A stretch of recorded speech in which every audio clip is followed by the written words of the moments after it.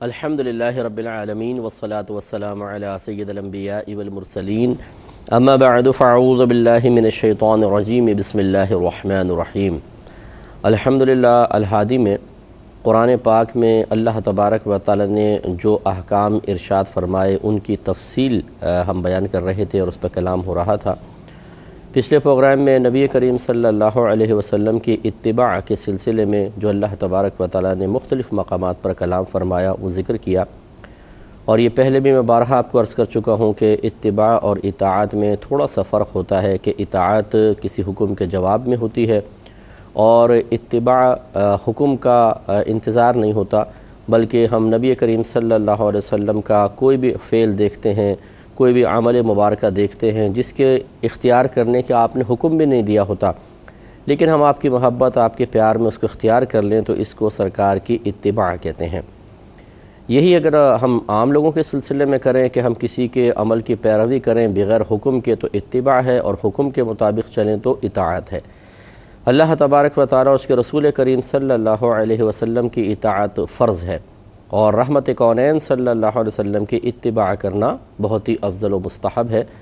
اور بعض اوقات ایسا ہوتا ہے کہ لفظ اطاعت اتباع کے معنی میں اور اتباع کو اطاعت کے معنی میں لے کر پھر استعمال کیا جاتا ہے، یہ مجازی استعمال ہوتا ہے۔ اسی لیے ہم کہتے ہیں کہ نبی کریم صلی اللہ علیہ وسلم کی اطاعت اور بعض اوقات کہا جاتا ہے اتباع واجب ہے۔ جیسے پچھلے پروگرام میں یعنی جو پچھلے ہماری موضوع کے آغاز میں ہم نے عرض کیا تھا، اللہ تعالیٰ نے فرمایا کہ قُلْ إِن كُنْتُمْ تُحِبُّونَ اللَّهَ فَاتَّبِعُونِي۔ اللہ تعالیٰ نے فرمایا حبیب کریم صلی اللہ علیہ وسلم آپ ان لوگوں سے یعنی کفار مکہ سے فرمائیے کہ اگر تم اللہ تبارک و تعالیٰ سے محبت کا دعویٰ کرتے ہو فَاتَّبِعُونِی، تم میری اطاعت کرو۔ اب یہاں اتبعوا کا لفظ ہے لیکن اصل میں اطیعوا مراد ہے کہ میری اطاعت کرو، تو اللہ تعالیٰ تمہیں اپنا محبوب بنا لے گا اور تمہارے گناہوں کی بخشش و مغفرت کر دی جائے گی۔ اور یہ جو آیت مبارکہ ہے لَقَدْ كَانَ لَكُمْ فِي رَسُولِ اللَّهِ أُسْوَةٌ حَسَنَةٌ، کہ ضرور بے شک ان نبی کریم صلی اللہ علیہ وسلم کی عملی زندگی میں تمہارے لیے بہترین عملی نمونہ ہے۔ یہ بھی ایک اشارہ ہے اس طرف کہ سرکار کے احکام کو تو پورا کرنا ہی کرنا ہے، نبی کریم صلی اللہ علیہ وسلم کی حیات طیبہ کا مطالعہ کریں، اور اس میں نقص تو کوئی ہے ہی نہیں، کمی تو کوئی ہے نہیں، عیب تو کوئی ہے ہی نہیں، اچھائی ہے، بھلائیاں ہیں، خصوصیات ہیں، کمالات ہیں، فضائل ہیں، ان کو بھی آہستہ آہستہ اختیار کرو تو اللہ تبارک و تعالیٰ تمہیں درجائے کمال تک پہنچا دے گا۔ تو یہ جو لقد کان لکم فی رسول اللہ اسوۃ حسنہ ہے بہت ہی امپورٹنٹ ہے، لہٰذا ہم مسلمانوں کو چاہیے کہ نبی کریم صلی اللہ علیہ وسلم کی عملی زندگی کو دیکھیں، آپ کے اقوال کو بھی دیکھیں، آپ نے کیا ارشاد فرمایا ہے، عمل کون کون سا کیا ہے، کس انداز سے کیا ہے، اور اسے اختیار کر کے اپنے نبی سے محبت کا عملی ثبوت فراہم کریں اور اپنا ایک الگ تشخص قائم کریں، یعنی اپنی ایک شناخت، اپنی ایک پہچان جو اسلامی لحاظ سے ہونی چاہیے۔ ہم بعض اوقات خصوصاً جو میرے باہر کے ملکوں میں بہن بھائی رہتے ہیں وہ وہاں کے سسٹم کی تعریف کرتے ہیں، وہاں کے جو لوگ ہیں چاہے وہ غیر مسلم ہوں، اچھی عادات کے اعتبار سے ان کی تعریف زبان سے نکلتی ہے، لیکن اگر آپ تھوڑا سا غور کریں یہ تو ابھی کے لوگ ہیں نا، اس سے پیچھے چلے جائیں ذرا، ہمارے نبی کریم صلی اللہ علیہ وسلم کی تعلیمات دیکھیں، آپ کا عمل مبارکہ دیکھیں، اس سے کہیں زیادہ بہترین سسٹم اور اس سے کہیں زیادہ بہترین اوصاف، اور یہ تمام چیزیں ہماری تعلیم کا حصہ رہی ہیں، ہمارے بڑوں کی طرف سے تربیت کا حصہ رہی ہیں۔ یہ الگ بات ہے کہ مسلمان نے ان کو چھوڑا تو ہمارا حشر خراب ہے، اور غیروں نے ان کو اختیار کر لیا اس وجہ سے نہیں کہ یہ اللہ کے کسی نبی کا عمل ہے یا اللہ کے نبی کی تعلیم ہے، بلکہ انہوں نے ان تعلیمات کو اور ان اعمال کو تمام تعلیمات، تمام اعمال سے بہترین پایا، تو انہوں نے کہا کہ ہم سب سے بہترین چیز کیوں نہ اختیار کریں۔ جب انہوں نے اختیار کی تو آپ دیکھیں کہ دنیا بھر میں وہاں کا ماحول شاید سب سے بہترین ماحول آپ کہہ سکتے ہیں۔ کچھ جہتیں ایسی ہیں جو مطلب فحاشی ہے جیسے یا اور اوریانیت ہے، اس کی بات میں نہیں کر رہا ہوں، میں اچھے پازیٹیو جو چیزیں انہوں نے اختیار کی ہیں اس کو آپ دیکھ لیں، ان تمام کی ابتدا نبی کریم صلی اللہ علیہ وسلم کا دور مبارکہ ہی نظر آئے گا۔ ان میں سے جتنی بھی اچھی چیزیں ہیں ان کو تلاش کر کے دیکھیں، قرآن میں ملیں گی، یہ حدیث میں ضرور ملیں گی۔ اس لیے مسلمان کو چاہیے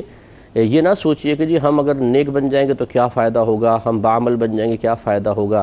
یہی تو ہماری ایک غلط سوچ ہے کہ یہی کام اگر انگریز کرے تو ہم کہیں واہ کیا بات ہے، دیکھو کبھی جھوٹ نہیں بولتے، وقت کے اوپر پہنچتے ہیں اور بہت اچھے لوگ ہیں فلاں فلاں۔ اور جب مسلمان کو کہا جاتا ہے کہ اپنے نبی کریم صلی اللہ علیہ وسلم کا طریقہ سمجھ کے اس کو اختیار کریں تو ہم 10 بار سوچنے لگتے ہیں، اس میں مین میخ نکالتے ہیں، زمانے کا ڈیفرنس پیش کرتے ہیں، جی وہ دوسرا زمانہ تھا، یہ دوسرا زمانہ ہے، یعنی ذہن کام کرنا شروع ہو جاتا ہے۔ یہ غلط رویہ اور غلط طریقہ ہے۔ تو رحمت کونین صلی اللہ علیہ وسلم کے بہت سے اعمال منقول ہیں، جن میں سے ایک چند اعمال یہاں پہ ذکر کرتا ہوں، جن میں سے پہلا ہے کہ مریض کی عیادت کرنا، اور جنازے کے اندر رحمت کونین صلی اللہ علیہ وسلم جنازوں میں شرکت فرماتے تھے۔ اور صرف یہ آپ کا عمل نہیں ہے بلکہ آپ کا اپنی امت کے لیے حکم بھی موجود ہے، لہذا رحمت کونین صلی اللہ علیہ وسلم کس طریقے سے عیادت کرتے تھے، کیسے آپ جنازوں میں شرکت کرتے تھے، کیا طرز عمل تھا، کیا الفاظ استعمال کرتے تھے، مقدار کیا تھی، ٹائم کی مقدار کہ کسی مریض کے پاس گئے ہیں تو کتنی دیر آپ بیٹھے ہیں اور وہاں کس قسم کی آپ نے باتیں کہی ہیں، اور کیا آپ اس شخص کو تلقین کیا کرتے تھے اور کیا نصیحت کیا کرتے تھے کہ وہ مطلب اپنی بیماری کی شدت کو کم سے کم محسوس کیا کرتا تھا۔ یہ تمام چیزیں ہمارے لیے انتہائی ضروری ہیں کہ ہم ان کو سنیں، ان کو سمجھیں، ان کو سیکھیں اور عملی طور پر اپنے درمیان نافذ کریں۔ چنانچہ حضرت براء بن عازب رضی اللہ تعالی عنہ راوی ہیں، ایک حدیث میں آپ کو عرض کرتا ہوں، اور یہ بخاری اور مسلم، یعنی امام بخاری اور امام مسلم اور رضی اللہ تعالی عنہما، جن کو حدیث کی اصطلاح میں شیخین کہا جاتا ہے، یعنی فن حدیث میں شیخین آپ دونوں کہلاتے ہیں، اور آپ جو حدیث کو ذکر کرتے ہیں مطلب اتفاق کے ساتھ، بخاری میں بھی ہے مسلم میں بھی ہے، تو اسے کہتے ہیں متفق علیہ، یعنی یہ دونوں بزرگ کی شرائط جو ہیں حدیث کو قبول کرنے کی، وہ جب پوری ہو جاتی ہیں تو یہ حدیث کو اپنی کتاب میں لکھتے ہیں۔ تو امام بخاری نے بھی لکھا ہو، امام مسلم نے بھی لکھا ہو، تو اس کا مطلب ہے کہ یہ حدیث ان دونوں کی شرائط پر پوری اتر رہی ہیں، تو وہ متفق علیہ کہلاتی ہے، یعنی اتفاق کیا گیا اس حدیث پر،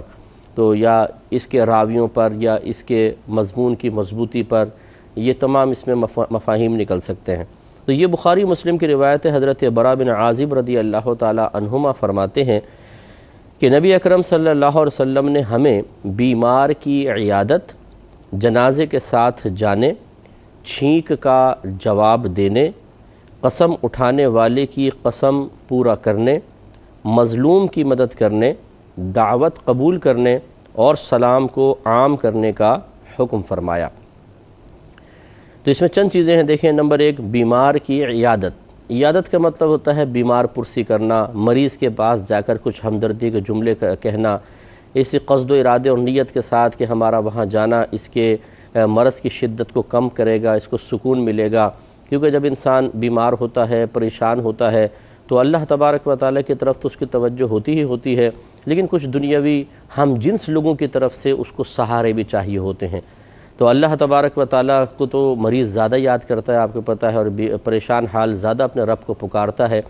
لیکن ایک تو ہمارے رب سے ہمارا تعلق معذرت کے ساتھ تھوڑا سا مطلب ایک رسمی قسم کا ہی ہوتا ہے، ہم نے گہرائی کے ساتھ اللہ تبارک و تعالیٰ کی معرفت حاصل کر کے ہم وقت اس کی طرف اپنی توجہ کو مبذول کروانا چھوڑ دیا ہے، لہٰذا خاص وقتوں میں ہی خلوص سے یاد کرتے ہیں، باقی وقت میں 24 گھنٹے دنیا کی فکریں ہم پر غالب ہوتی ہیں۔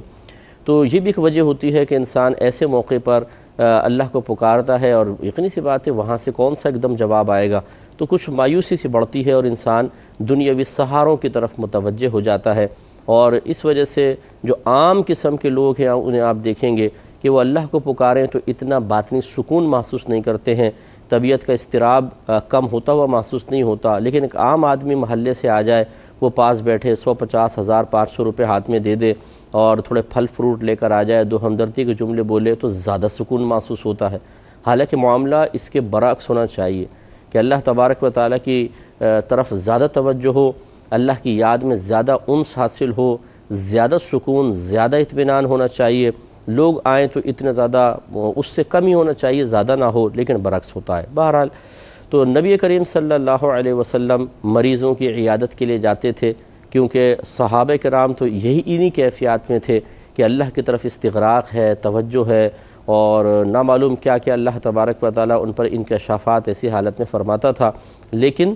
نبی کریم صلی اللہ علیہ وسلم جانتے ہیں کہ آگے بیمار تو میرے دیگر امتی بھی ہوں گے جو صحابی نہیں ہوں گے، اور ان کی طبیعتیں اتنی مضبوط نہیں ہوں گی، اور اسی طریقے سے انہیں سہارے کی زیادہ ضرورت ہوگی، کیونکہ ایمان میں زمانِ نبوی صلی اللہ علیہ وسلم سے بعد اور دوری کی وجہ سے کافی ضعف پیدا ہوتا چلا جائے گا، جیسے کہ آج صورتحال ہے۔ اس لیے رحمت کونین صلی اللہ علیہ وسلم نے اس وقت ایک ایسی عملی مثال قائم کر دی تاکہ اس کی اتباع میں لوگ قیامت تک مریضوں کی عیادت کرتے رہیں، اور اس کی وجہ سے جو کم ہمت آدمی ہے، کمزور طبیعت آدمی ہے، جس کا اللہ تبارک و تعالیٰ کی طرف اتنا میلان جو کامل ہونا چاہیے وہ نہیں ہے، جتنا اللہ تبارک و تعالیٰ کی طرف اس کی توجہ اور استغراق ہونی چاہیے وہ اس کو ابھی تک میسر نہیں ہے، اس کو سہارا مل جائے۔ تو یہ ذرا چیزیں سمجھنے والی ہوتی ہیں۔ تو بہرحال ہمیں کوشش کرنی چاہیے کہ اگر کوئی مریض ہو جائے تو ہم اس کی عیادت کریں۔ رحمت کونین صلی اللہ علیہ وسلم کے بارے میں آتا ہے کہ آپ نے ایک دفعہ ایک صحابی کی ان کے سر درد میں عیادت کی، یعنی پتہ چلا کہ بہت زیادہ ان کو سر درد ہے، تو سرکار صلی اللہ علیہ وسلم ان کے گھر گئے، باقاعدہ ان کی عیادت کی ہے۔ تو اس پہ میں تفصیل عرض کرتا ہوں۔ تو بیمار کی عیادت کا مطلب یہ ہے کہ آپ جا کر ان کو ہمدردی کے جملے کہیں، اگر استطاعت ہے کوئی پھل فروٹ لے جائیں، اچھی پیاری باتیں کہیں ان کو، اور ان کو ایک طرح سے گویا کہ سہارا دیں، تاکہ ایسے وقت میں جب طبیعت میں نازکی پیدا ہو جاتی ہے، کمزوری پیدا ہو جاتی ہے، تو وہ باطنی لحاظ سے یا نفسیاتی اعتبار سے کچھ مضبوطی محسوس کرے۔ دوسرا ہے جنازے کے ساتھ جانا، یعنی اگر شرکت کر سکتے ہیں تو جنازہ پڑھنا باقاعدہ، پھر قبرستان تک لے کر جانا۔ چھینک کا جواب دینے کا سرکار نے حکم فرمایا۔ چھینک کا جواب، جیسے اب چھینک آتی ہے تو الحمدللہ رب العالمین کہنا افضل ہوتا ہے، اور اس طرح کہہ لیں کہ الحمدللہ رب العالمین علی کل حال، کہ ہر حالت میں اللہ تبارک و تعالیٰ کا شکر ہے، اس کی حمد ہے، وہ رب، وہ اللہ تبارک و تعالیٰ جو عالمین کا پالنے والا ہے۔ تو یہ بہت ہی اچھا ہے۔ بلکہ میں آپ کی خدمت میں گزارش کروں گا، چھینک آئے تو یہ پڑھ کر الحمدللہ رب العالمین علی کل حال اپنی زبان تمام دانتوں اور داڑھوں وغیرہ پر اندر اور باہر پھیر لیں، تو علماء فرماتے ہیں کہ ان کے دانت مضبوط رہیں گے کہ جو اس طرح کرتے ہیں۔ تو چھینک کا جواب، اب یہ تو چھینک الحمدللہ آدمی نے کہا یہ چھینک ہے، چھینک پر ہم نے دعا پڑھی ہے۔ اب اس کا جواب یہ ہے کہ جب آپ سامنے والے کو سنتا ہے تو اگر وہ سامنے مرد ہے تو یرحمک اللہ پڑھے، یرحمک اللہ، یرحمو رحم فرمائے، کا آپ پر یا تجھ پر، اللہ اللہ تعالیٰ، یرحمک اللہ۔ لیکن یاد رکھیں اگر مؤنث ہو سامنے خاتون کو چھینک آ جائے تو کا اور کی کا فرق ہوتا ہے، مرد کے لیے کا استعمال ہوتا ہے، عورت کے لیے کی استعمال ہوتا ہے۔ تو یرحمو کلّہ کہیں گے، اللہ تعالیٰ اے خاتون اللہ تعالیٰ آپ پر رحمت نازل فرمائے، رحم نازل فرمائے۔ اس لیے یاد رکھیں کہ جب آپ مرد کا شکریہ ادا کریں تو کہیں جزاک اللہ، اور خاتون کا شکریہ ادا کریں جیسے پانی پلا دیا کوئی چیز تو کہتے ہیں جزاک اللہ، یہ ہونا چاہیے جزاک اللہ۔ ہم دونوں میں جزاک اللہ جزاک اللہ، مرد کا مذکر کا صیغہ استعمال کر لیتے۔ تو چھینک کا جواب دینا، تو جب کوئی چھینکے اور اس کی وہ الحمدللہ رب العالمین کہے اور اس کی آواز ہمارے کانوں تک آ جائے تو پھر یاد رکھیں چھینک کا جواب دینا واجب ہوتا ہے۔ قسم اٹھانے والے کی قسم پورا کرنا، یعنی اگر کوئی شخص قسم اٹھا لیتا ہے، جیسے ماں نے کہہ دیا تجھے قسم ہے اللہ تعالیٰ کی بیٹا کہ ایسا کام نہ کرنا ویسا کام نہ کرنا، تو اگرچہ دوسرے کے قسم کھانے سے ہم پابند نہیں ہو جاتے، وہ ہمارے لیے کوئی شرعی قسم نہیں بن جاتی۔ جیسے اگر ہم خود قسم کھاتے تو پھر ہمیں اس کا پاس لحاظ رکھنا چاہیے تھا کہ اگر ہم اس کے خلاف کریں گے تو قسم توڑنے والے کہلائیں گے، لیکن دوسرے کے قسم دینے سے انسان مجبور نہیں ہوتا ہے۔ لیکن جب ایک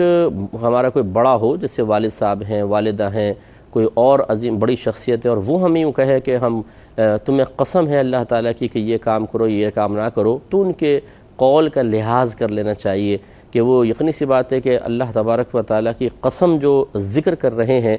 وہ اسی وجہ سے کہ ان کے نزدیک یہ کام بہت اہم ہے، اور اس کام کا خلاف کرنا ان کے لیے دل آزاری کا سبب بنے گا، تو بہت بہتر ہے کہ اس کو پورا کر دیا جائے، بشرطے کہ کسی ناجائز چیز کا انہوں نے نہ کہا ہو۔ تو اس کی وضاحت میں تفصیل میں بھی جاؤں گا، تھوڑا سا میں الفاظ کی وضاحت کر رہا ہوں۔ اسی طرح مظلوم کی مدد کرنے، جس پہ ظلم ہوا اس کی مدد کرنے کا حکم دیا، دعوت قبول کرنے اور سلام کو عام کرنے کا حکم فرمایا۔ تھوڑی سی تفصیل چلتے ہیں۔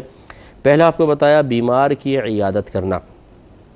تو بیمار جو ہیں وہ دو طرح کے ہو سکتے ہیں، مسلمان ہے یا کافر ہے۔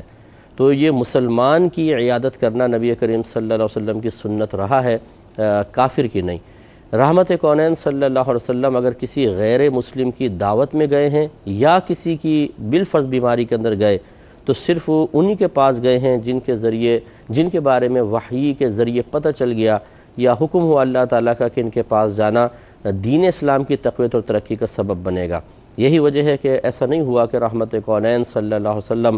آزادانہ غیر مسلمین کے ساتھ روابط رکھتے ہوں، ایسا نہیں ہے۔ جیسے ایک یہودی لڑکا تھا جو خدمت گزار تھا، تو جب وہ بیمار ہو گیا اور بالکل آخری اسٹیج پر آ گیا تو رحمت کونین صلی اللہ علیہ وسلم اس کے پاس گئے اور ہمدردی کے جملے بھی ارشاد فرمایا اور پھر اس کو دعوت اسلام دی۔